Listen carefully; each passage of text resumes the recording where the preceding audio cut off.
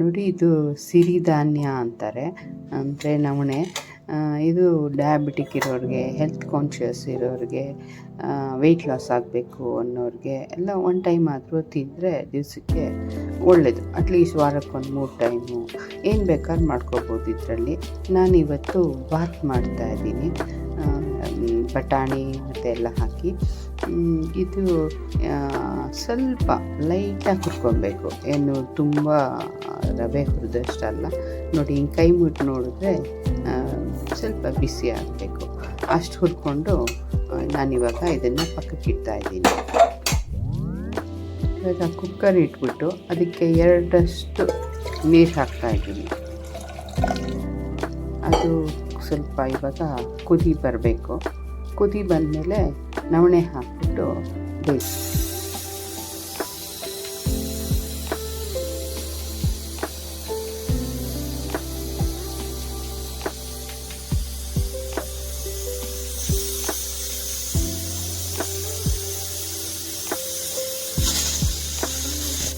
ಎರಡು ವಿಸಿಲ್ ಆದರೆ ಸಾಕು. ಸ್ವಲ್ಪ ಎಣ್ಣೆ ಹಾಕ್ಕೊಳ್ಳೋದು, ಸ್ವಲ್ಪ ಸಾಕು. ನಾನು ಆಲಿವ್ ಆಯಿಲ್ ಯೂಸ್ ಮಾಡ್ತಾಯಿದ್ದೀನಿ. ಇನ್ನು ಅದು ಹೆಲ್ತ್ ಒಳ್ಳೆಯದು ಅಂತ. ನೀವು ಬೇಕಾದ್ರೆ ಯಾವ ಆಯಿಲ್ ಬೇಕಾದ್ರೂ ಹಾಕ್ಬೋದು. ಮತ್ತು ಒಂದು ಸ್ವಲ್ಪ ಅದಕ್ಕೆ ಒಂಚೂರು ಸಾಸಿವೆ, ಅದು ಚಿಟಪಟ ಅಂದಮೇಲೆ ಸ್ವಲ್ಪ ಜೀರಿಗೆ ಹಾಕ್ತಾಯಿದ್ದೀನಿ.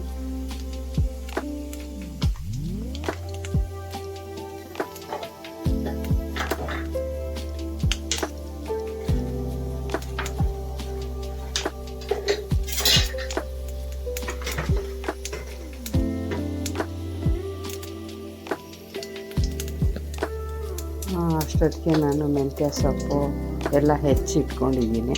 ಇವೆಲ್ಲ ಒಗ್ಗರಣೆಗೆ ಹಾಕಬೇಕು.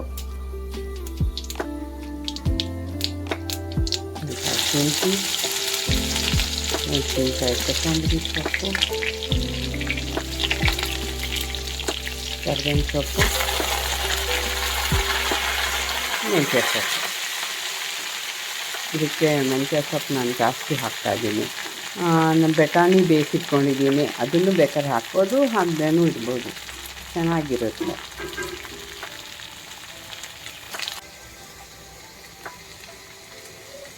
ಸ್ವಲ್ಪ ಅರಿಶಿನ. ನಾನೊಂದು ಸೀಕ್ರೆಟ್ ಇಂಗ್ರೀಡಿಯೆಂಟ್ ಮಾಡ್ಕೊಂಡಿದ್ದೀನಿ. ಮೆಂತ್ಯ, ಮೆಣಸು, ಜೀರಿಗೆ ಮತ್ತು ಚಕ್ಕೆ ಎಲ್ಲ ಹಾಕ್ಬಿಟ್ಟು, ಅದು ನಾನು ಸಾಮಾನ್ಯ ಎಲ್ಲದಕ್ಕೂ ಹಾಕ್ತೀನಿ. ಅಂದರೆ ಎಲ್ಲದಕ್ಕೂ ಅಂದರೆ ಈ ಥರ ಬಾತ್ ಮಾಡಿದಾಗ ಹಾಕ್ತೀನಿ. ಅದೊಂದು ಸ್ವಲ್ಪ ಹಾಕ್ತಾಯಿದ್ದೀನಿ ಪುಡಿ. ಯಾಕೆಂದರೆ ನಾನು ಸ್ವಲ್ಪ ಮೆಣಸಿನ್ಕಾಯಿ ಕಮ್ಮಿ ಯೂಸ್ ಮಾಡ್ತೀನಿ, ಹಸಿಮೆಣಸಿನ್ಕಾಯಿ. ಹಾಗಾಗಿ ಈ ಮೆಣಸು ಸ್ವಲ್ಪ ಖಾರ ಚೆನ್ನಾಗಿ ಬರುತ್ತೆ, ಒಂಥರ ಫ್ಲೇವರು ಇರುತ್ತೆ, ಹೆಲ್ತ್ಗೂ ಒಳ್ಳೆಯದು ಎಲ್ಲನೂ. ಸೊ ಚಕ್ಕೆನೂ ವೆಯ್ಟ್ ಲಾಸ್ಗೆಲ್ಲ ಯೂಸ್ ಆಗುತ್ತೆ. ಸೊ ಅದನ್ನು ಹಾಕ್ತಾಯಿದ್ದೀನಿ. ನೋಡಿ ಎಷ್ಟು ಬೇಗ ಬೆಂದೇ ಹೋಯಿತು. ಇವಾಗ ಒಂದು ಸ್ವಲ್ಪ ಉಪ್ಪು ಹಾಕ್ತೀನಿ. ನಿಮಗೆ ರುಚಿಗೆ ಎಷ್ಟು ಬೇಕು ಅಷ್ಟು ಉಪ್ಪು ಹಾಕ್ಕೋಬೋದು.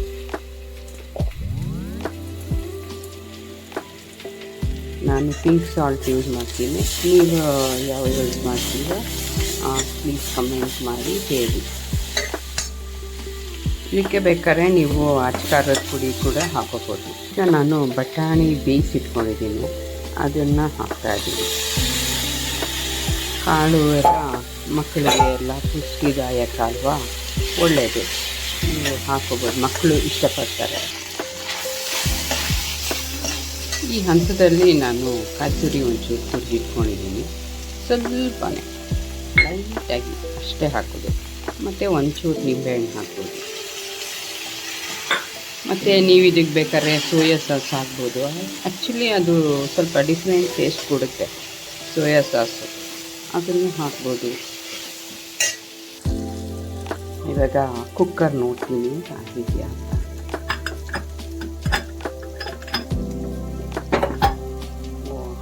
ಕೂಲಾಗಿದೆ. ವಾವ್, ನೋಡಿ ಎಷ್ಟು ಬೇಗ ಬೆಂದೋಗಿದೆ. ಸ್ವಲ್ಪ ಲೈಟಾಗಿ ಹುರಿದಿರೋದ್ರಿಂದ ತುಂಬಾ ಬೇಗ ಬೇಯುತ್ತೆ. ಇವಾಗ ಎಲ್ಲ ನವಣೆ ಎಲ್ಲ ಇದ್ದಾಗಿಲ್ಲ.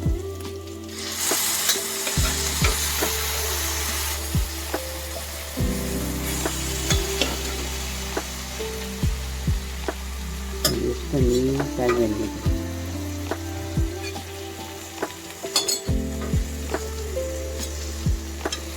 ನಮ್ಗೆ ಎಷ್ಟು ಬೇಕೋ ಅಷ್ಟು ಹಾಕೊಂಡು ಇರುತ್ತೆ. ಸ್ವಲ್ಪ ಬಿಸಿ ಇದ್ದಾಗಲೇ ಕಲಿಸ್ಕೋಬೋದು. ಅನ್ನ ಆದರೆ ಬಿಸಿ ಇದ್ದಾಗ ಕಲ್ಸೋಕ್ಕಾಗಲ್ಲ. ನವಣೆ ಆದರೆ ಪುಡಿ ಆಗಲ್ಲ. ಇದು ಬಿಸಿ ಬಿಸಿ ಇದ್ದಾಗಲೇ ಚೆನ್ನಾಗಿ ಕಲಿಸ್ಕೊಂಡ್ಬಿಟ್ರೆ ಆಯಿತು. ಬಿಸಿ ಬಿಸಿ ನವಣೆ ಬಾತು ರೆಡಿ. ನೀವು ಮಾಡಿಕೊಂಡು ನೋಡಿ, ತುಂಬ ಚೆನ್ನಾಗಿರುತ್ತೆ. ನೋಡಿ, ಮೆಂತ್ಯ ಸೊಪ್ಪೆಲ್ಲ ತುಂಬ ಕಾಣುತ್ತೆ, ಚೆನ್ನಾಗಿರುತ್ತೆ. ಬೇಕಿದ್ದರೆ ಒಂಚೂರು ನಿಂಬೆನಾರು ಒಗರು ಆ ಥರ ಕಹಿ ಅನಿಸಿದ್ರೆ ಸ್ವಲ್ಪ ಸಕ್ಕರೆ ಹಾಕೋಬೋದು. ಬಿಸಿ ನವಣೆ ಬಾತು ರೆಡಿ. ಒಂದು ಸ್ವಲ್ಪ ಬೇಕಾದ್ರೆ ತುಪ್ಪ ಹಾಕ್ಕೊಂಡು ತಿಂದರೆ